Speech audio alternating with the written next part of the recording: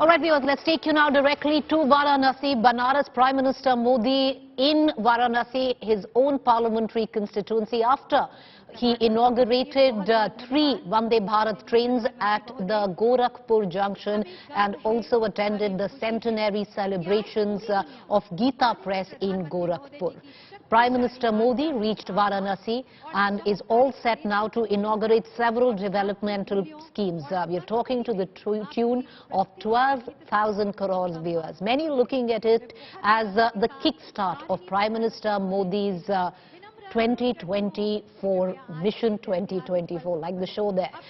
Earlier, he did attend, like I told you, the closing ceremony of the Gita Press centenary celebrations in Gorakhpur, weeks after his government conferred the Gandhi Peace Prize for the year 2021 on the publishers. The decision triggered a political controversy, with the Congress calling the move a travesty and compared it to awarding Hindutva ideologue Savarkar. Let's cut across right now. Prime Minister Modi speaking.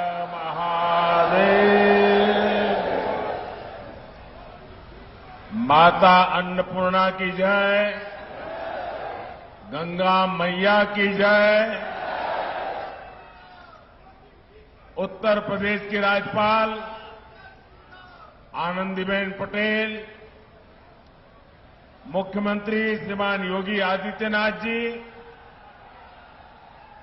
केंद्रीय मंत्रिमंडल के मेरे साथीगण, UP सरकार के मंत्रीगण, सांसद और विधायकगण, अलग अलग योजनाओं के सभी लाभार्थी और काशी के मेरे प्यारे भाइयों और बहनों,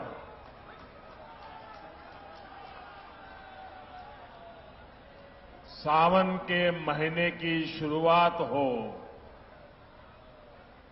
बाबा विश्वनाथ और मां गंगा का आशीर्वाद हो और बनारस के लोगों का साथ हो, फिर तो जीवन बिल्कुल धन्य हो जाता है।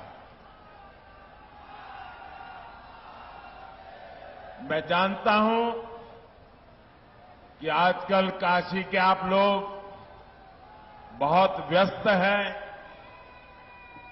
काशी में रौनक जरा ज्यादा ही हो रही है आजकल। देश दुनिया से हजारों शिव भक्त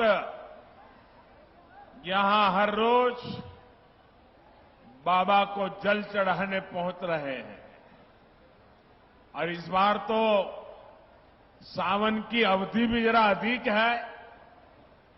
ऐसे में इस बार बाबा के दर्शन के लिए रिकॉर्ड संख्या में श्रद्धालुओं का आना तय है,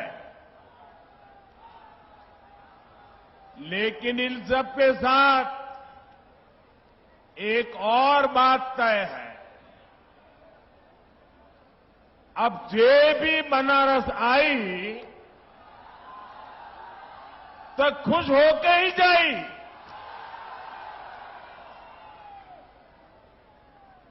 मुझे बहुत ज्यादा चिंता नहीं होती कि इतने सारे लोग आएंगे, बनारस में सब कैसे मैनेज होगा। काशी के लोग तो मुझे सिखा देते हैं, मैं उनको कोई चीज सिखा नहीं सकता हूं। अभी G20 के लिए दुनिया भर से इतने सारे लोग बनारस आए थे।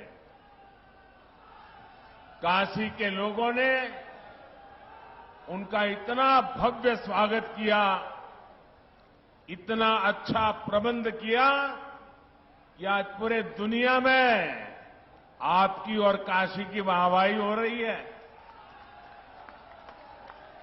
और इसलिए मुझे पता है काशी के लोग सब संभाल लेंगे।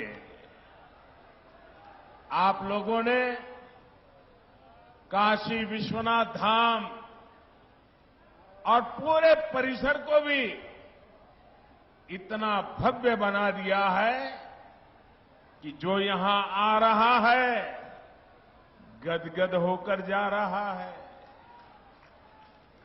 ये बाबा की इच्छा ही थी कि हम उसे पूरा करने का निमित्त बन पाए। ये हम सभी का सौभाग्य है। भाइयों और बहनों, आज काशी सहित उत्तर प्रदेश को लगभग 12,000 करोड़ रुपए की परियोजनाओं का उपहार मिला है। हमने जो काशी की आत्मा को बनाए रखते हुए नूतन काया का संकल्प लिया है, ये उसका विस्तार है। इनमें रेल, रोड, पानी, शिक्षा, टूरिज्म से जुड़े प्रोजेक्ट हैं, घाटों के पुनर्विकास से जुड़े प्रोजेक्ट्स हैं। इन विकास कार्यों के लिए आप सभी को बहुत बहुत बधाई। साथियों, कुछ देर पहले ही मेरी प्रधानमंत्री आवास योजना और आयुष्मान भारत योजना के लाभार्थियों से बातचीत हुई। पहले की सरकारों से लोगों की सबसे बड़ी शिकायत ये थी कि वो योजनाएं एयर कंडीशन कमरों में बैठ करके बनाती थी।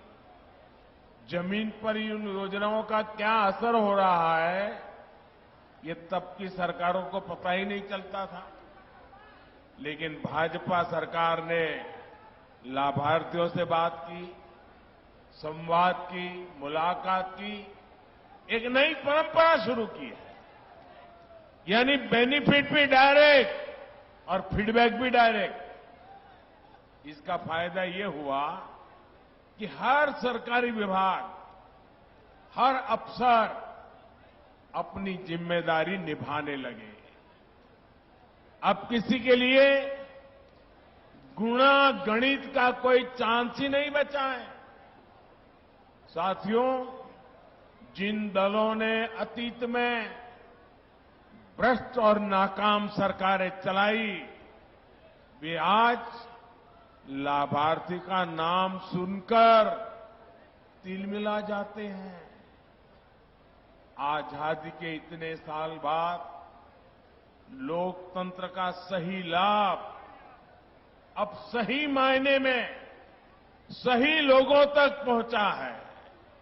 वरना पहले लोकतंत्र के नाम पर सिर्फ गिने चुने लोगों के हित साधे जाते थे। गरीब की कोई पूछ नहीं थी। भाजपा सरकार में लाभार्थी वर्ग आज सच्चे सामाजिक न्याय और सच्चे सेक्युलरिज्म का उदाहरण बन गया है। हम पूरी ताकत लगा रहे हैं कि हर योजना के आखिरी लाभार्थी को खोजकर उस तक पहुंचकर उसे योजना का लाभ पहुंचाएं। जानते हैं इसका सबसे बड़ा लाभ क्या हो रहा है? भाई, जब सरकार खुद ही पहुंच रही है तो क्या हो रहा है? कमीशन लेने वालों की दुकान बंद, दलाली खाने वालों की दुकान बंद, घोटाले करने वालों की दुकान बंद। यानी ना कोई भेदभाव और ना ही कोई भ्रष्टाचार। साथियों, बीते 9 वर्षों में हमने सिर्फ एक परिवार और एक पीढ़ी के लिए सिर्फ योजनाएं नहीं बनाई हैं, बल्कि आने वाली पीढ़ियों का भविष्य भी सुधर जाए, इसको ध्यान में रख करके काम किया है। अब जैसे गरीबों के घर की योजना है, अभी तक देश में 4 करोड़ से अधिक परिवारों को पीएम आवास योजना के पक्के घर मिल चुके हैं। आज भी यहां यूपी के 4.5 लाख गरीब परिवारों को पक्के घर सुपुर्द किए गए हैं। सावन के महीने में महादेव की ये कितनी बड़ी कृपा हुई है। साथियों, जिन गरीबों को ये घर मिले हैं, उनकी एक बहुत बड़ी चिंता खत्म हो जाती है। सुरक्षा की भावना उनके भीतर आ जाती है। जिन्हें ये घर मिलता है, उनमें एक नया स्वाभिमान जगता है, नई ऊर्जा आती है। जब ऐसे घर में कोई बच्चा पलता है, बढ़ता है, तो उसकी आकांक्षाएं भी अलग होती है। और आपको एक बात मैं बार बार याद दिलाता हूं, पीएम आवास योजना के ये ज्यादातर घर महिलाओं के नाम पर मिल रहे हैं। आज इन घरों की कीमत कई लाख रुपये हो गई है। करोड़ों बहनें तो ऐसी हैं जिनके नाम पर पहली बार कोई प्रॉपर्टी रजिस्टर हुई है। इससे गरीब परिवारों की बहनों को जो आर्थिक सुरक्षा की गारंटी मिली है, ये वो ही जानती है।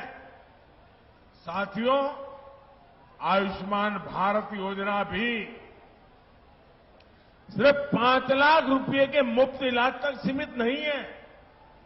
इसका प्रभाव कई पीढ़ियों तक पड़ रहता है।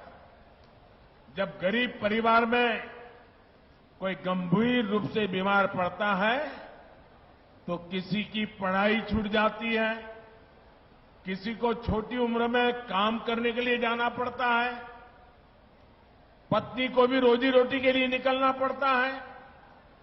एक गंभीर बीमारी आई कि कई साल तक मां बाप, बच्चे बड़े हो जाएं लेकिन शादी नहीं कर पाते हैं, क्योंकि आर्थिक स्थिति बीमारी में खस्ता हाल हो जाती है।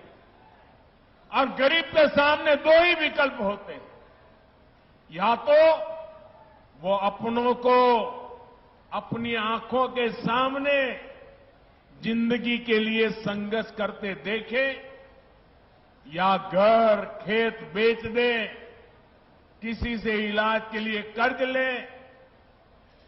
जब प्रॉपर्टी बिकती है, कर्ज का बोझ बढ़ता है, तो आने वाली कई पीढ़ियां प्रभावित हो जाती है। आयुष्मान भारत योजना आज गरीब को इसी संकट से बचा रही है। इसलिए मैं मिशन मोड पर लाभार्थियों तक आयुष्मान कार्ड पहुंचाने के लिए इतना अधिक प्रयास कर रहा। आज भी यहां से 1,60,00,000 लाभार्थियों को आयुष्मान भारत का कार्ड बंटना शुरू हुआ है। भाइयों और बहनों, देश के संसाधनों पर वंचितों का, गरीबों का सबसे बड़ा हक होता है। पहले बैंक तक पहुंच भी सिर्फ अमीर लोगों की होती थी। गरीबों के लिए तो ये माना जाता था कि पैसा ही नहीं है तो बैंक खाते का क्या करेंगे। कुछ लोग सोचते थे कि गारंटी देने के लिए कोई नहीं है तो बैंक लोन कैसे मिल पाएगा। बीते 9 वर्षों में इस सोच को भी भाजपा सरकार ने बदल दिया। हमने बैंकों के दरवाजे सबके लिए खोल दिए। हमने करीब 50 करोड़ जनधन बैंक खाते खोले। मुद्रा योजना के तहत 50,000 से लेकर 10 लाख रुपए तक के ऋण बिना गारंटी दिए। यहां यूपी में भी करोड़ों लाभार्थियों ने मुद्रा योजना का लाभ उठाकर अपना काम शुरू किया। इसमें सबसे अधिक लाभ गरीब, दलित, पिछड़े, आदिवासी, अल्पसंख्यक परिवारों से जुड़े साथियों और महिला उद्यमियों को हुआ। यही तो सामाजिक न्याय है जिसकी गारंटी भाजपा सरकार दे रही है। साथियों, हमारे रेहड़ी, ठेले, पटरी, फुटपाथ पर छोटा मोटा व्यवसाय करने वाले साथी भी अधिकतर वंचित समाज से ही आते हैं। लेकिन पहले की सरकारों ने इन साथियों को भी सिवाय अपमान और प्रताड़ना के कुछ नहीं दिया।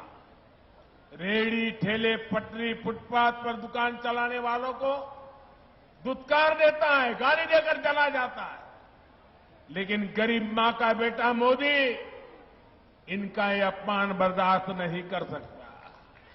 इसलिए मैंने रेहड़ी, ठेले, पटरी, फुटपाथ पर दुकान करने वाले के लिए पीएम स्वनिधि योजना बनाई है। हमने पीएम स्वनिधि योजना के तहत इनको भी सम्मान दिया है और बैंकों को इन्हें मदद देने को कहा है। जो पैसे पटरी वाले दुकानदारों को बैंक दे रहे हैं, उसकी गारंटी भी सरकार खुद ले रही है। पीएम स्वनिधि योजना के तहत अभी तक 35 लाख से अधिक साथियों को मदद स्वीकृत की गई है।